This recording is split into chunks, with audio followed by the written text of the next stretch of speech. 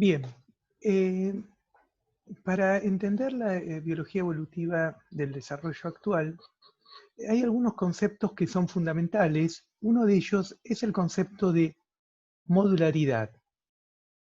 La modularidad, que vamos a explicar con detalle inmediatamente, implica que puedan desarrollarse y en consecuencia evolucionar diferentemente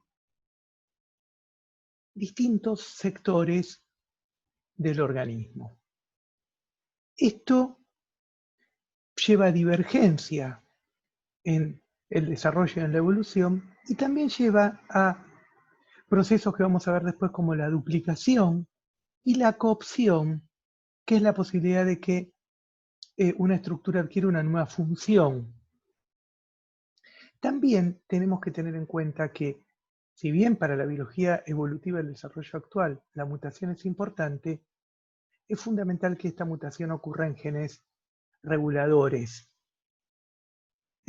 tal cual lo pensó Wood en su momento, y que luego se empezaron a conocer estos genes reguladores, de los cuales en general son genes que codifican para factores de transcripción, y ya hablamos un poquito de un gran grupo de ellos que son los genes maestro.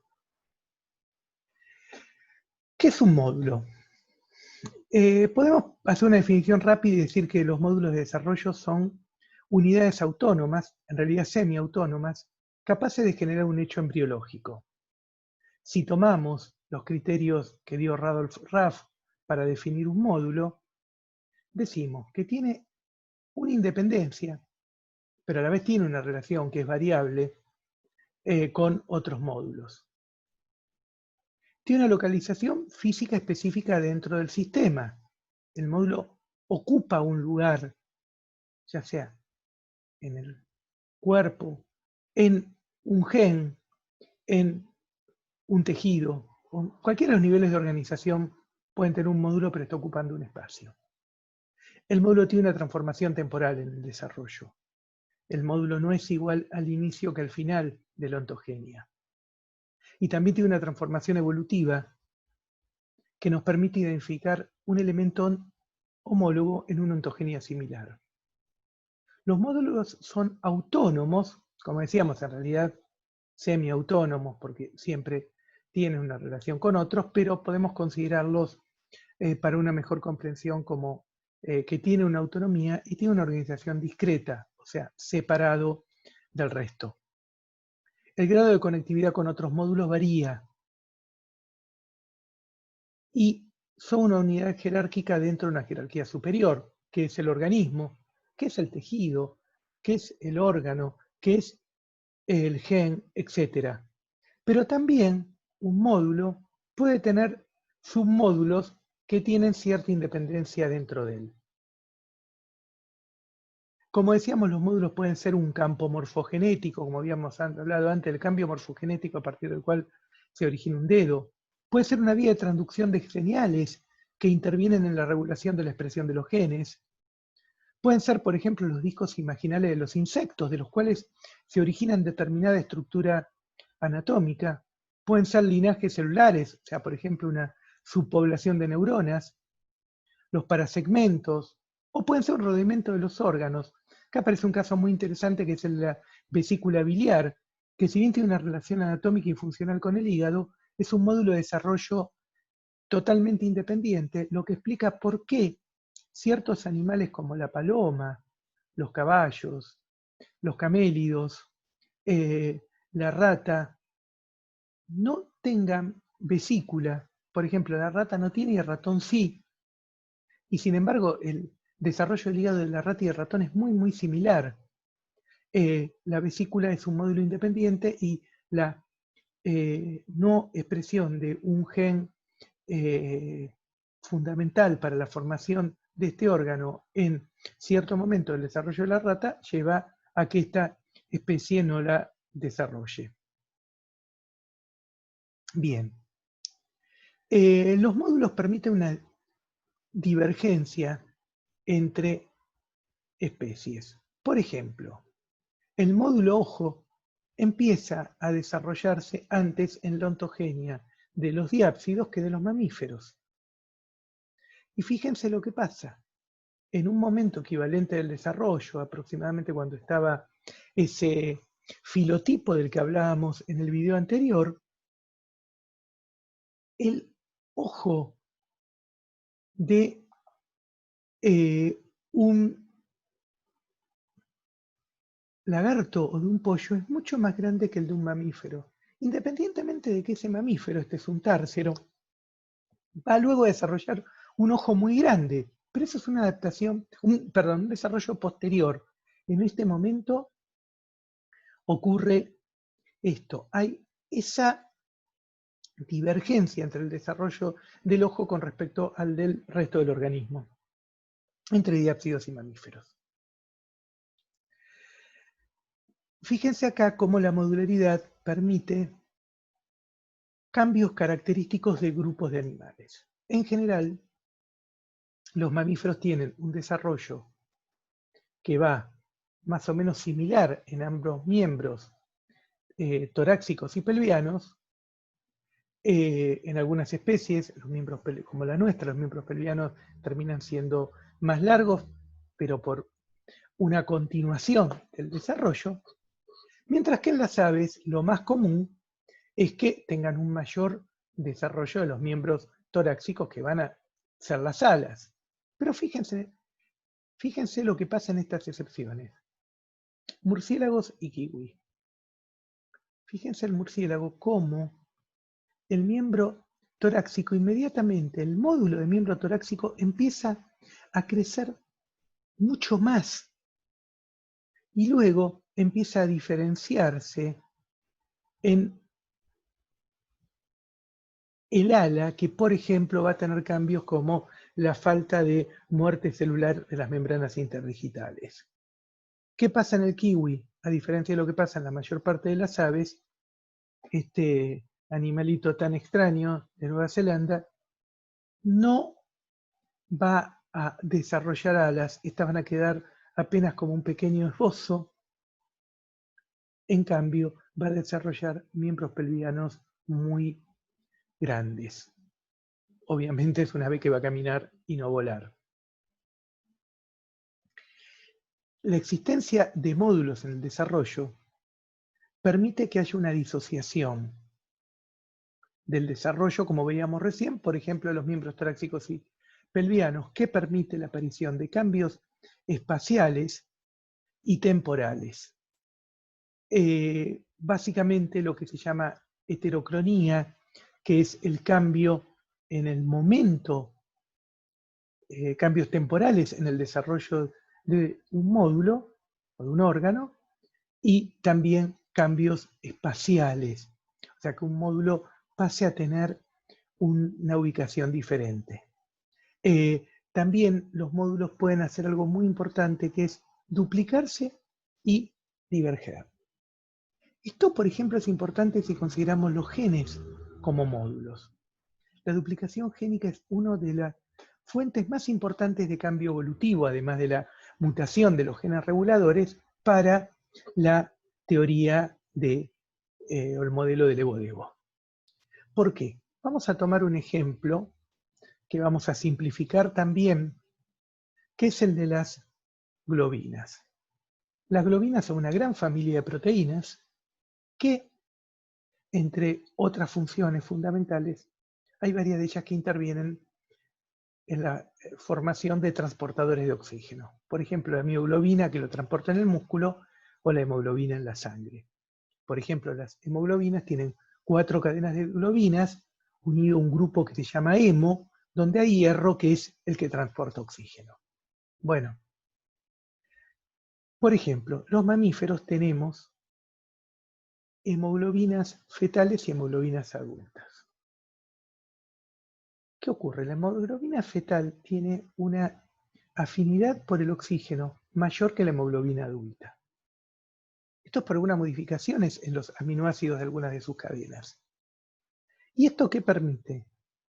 Que en la sangre fetal, donde la presión de oxígeno es menor, porque vino el aire, llegó a la madre, viajó por la sangre, atravesó la placenta, el oxígeno, o sea que la cantidad de moléculas de oxígeno, la presión parcial de oxígeno en la sangre materna es menor la sangre fetal es menor que en la materna.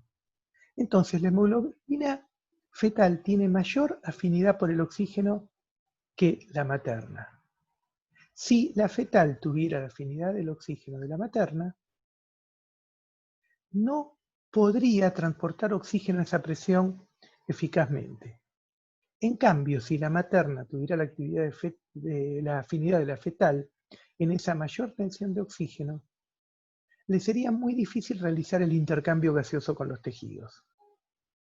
Si no hubiera habido una duplicación génica, no hubiera podido evolucionar la hemoglobina fetal, porque si cambiaba la materna hacia la característica de la fetal, iba a ser muy difícil sobrevivir a la madre.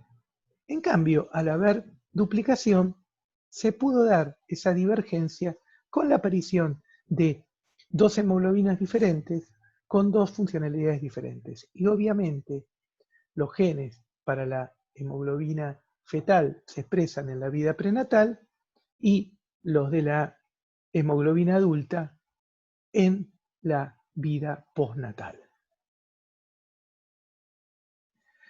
Otro ejemplo muy interesante de modularidad, como tantos ejemplos que permiten estudiar los procesos evolutivos, ocurrió en las Islas Galápagos, cuando un cambio, una mutación en alguna porción reguladora de algún gen, llevó, que hoy está bien establecido cuál fue, llevó a que se perdieran vías de señalización como las vías de Sonic Head, que es fundamental para la formación de los miembros y específicamente para la formación, en este caso, del ala.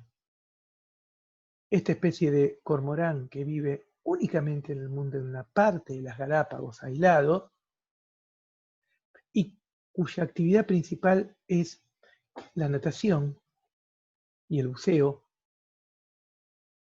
tuvo este cambio que evolutivamente le resultó beneficioso porque le facilitó esa capacidad para bucear, como tienen los pingüinos también, por ejemplo, que también tienen alas muy poco desarrolladas.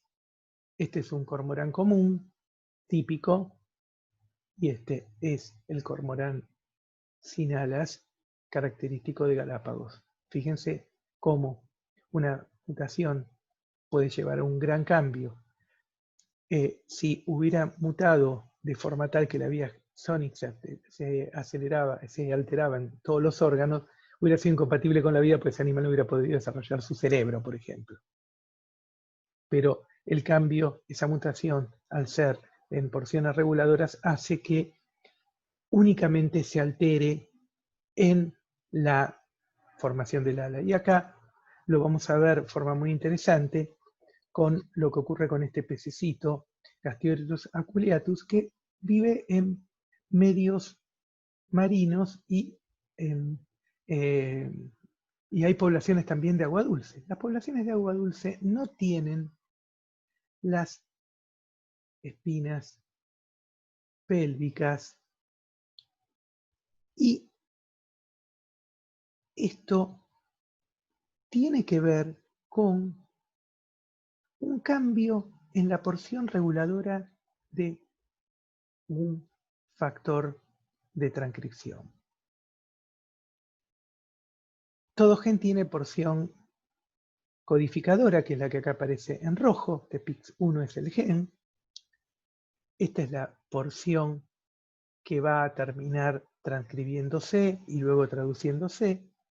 Acá está el promotor, que siempre tiene que activarse para que el gen se transcriba, perdón. Pero luego hay reguladores para el gen que pueden ser específicos de órgano. Por ejemplo, esta porción reguladora es específico de neuronas sensoriales, esta de timo, esta de la región nasal y esta de la región de las aletas. ¿Qué pasa? Acá ocurrió una mutación en esta población. Entonces, como ocurre esta mutación, el gen no puede ser estimulado por los promotores, son lo que acá aparece como enhancer en inglés, en esta región. Los promotores que se activan y que permiten la transcripción del gen a nivel de las aletas, tiene una mutación que lo hace afuncional. Por eso no se expresa en este lugar, pero sí se expresa en el timo, en las neuronas sensoriales y en la región nasal.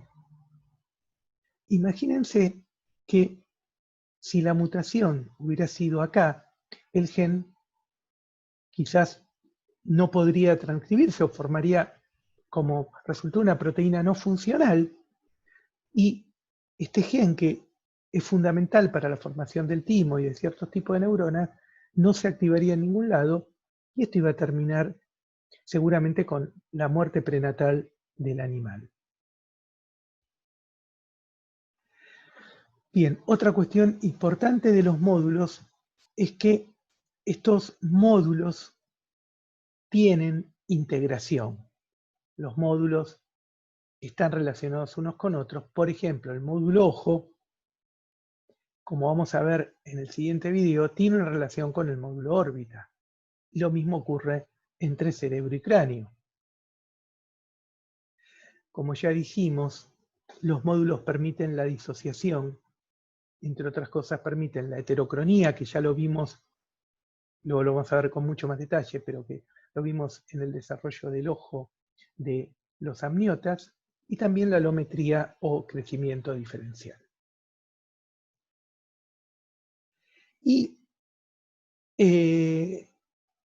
este fenómeno de duplicación génica que veíamos con ejemplo de la hemoglobina es muy importante en la evolución, y así esta frase de Morange que dice: la diferencia más importante entre el genoma de una mosca y el humano no es que el humano tenga nuevos genes, sino que donde la mosca tiene solamente un gen, nuestra especie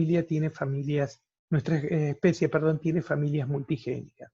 En realidad a veces la mosca también tiene duplicaciones, muchos genes, con respecto a invertebrados que fueron antecesores de ella, o que pertenecen a grupos antecesores. Pero acá vamos a ver un ejemplo muy interesante, que es el de los genes Hox. Los genes Hox son genes maestros que van a tener como función regular los segmentos corporales y también regular el desarrollo de ciertos órganos. Por ejemplo, mutaciones en genes Hox en las moscas hacen que crezcan patas donde tiene que haber antenas, o en ratón hacen que crezcan vértebras cervicales donde tendría que haber lumbares, por ejemplo. Fíjense, los genes Hox se ubican en el cromosoma siguiendo la ubicación anatómica. Esto es una cosa muy curiosa. Estos genes son los que van a formar cabeza, estos van a formar abdomen. Y lo mismo pasa en distintos grupos. Tienen una gran homología, una gran semejanza, tanto que si yo le cambio un gen de ratón por su homólogo de mosca, puede llegar a funcionar perfectamente. Pero fíjense lo que pasa. Estos son todos homólogos de distintas especies, lo que se llama ortólogos. Pero fíjense lo que ha pasado en el ratón, en los mamíferos en general, obviamente. Se ha producido una duplicación génica que lleva a una tetruplicación en realidad, con 4 juegos de genes Hox con sus diferencias, porque se dio esa divergencia evolutiva, lo que permite aumentar la complejidad. Estos genes, que son homólogos dentro de la misma especie, son lo que se llama parálogos. Y algo importante es que la modularidad permite la coopción, o sea, la aparición de nuevas funciones. Acá tenemos coleópteros. Los coleópteros son el grupo de animales más abundante que existe sobre la Tierra. El genetista Haldane, en las primeras décadas del siglo XX, alguien le preguntó qué conclusiones podía sacar acerca de Dios a partir de mirar la naturaleza, y él dijo algo así como que tenía una terrible afinidad por los escarabajos. Son un grupo altamente extendido y que tiene una característica muy saliente.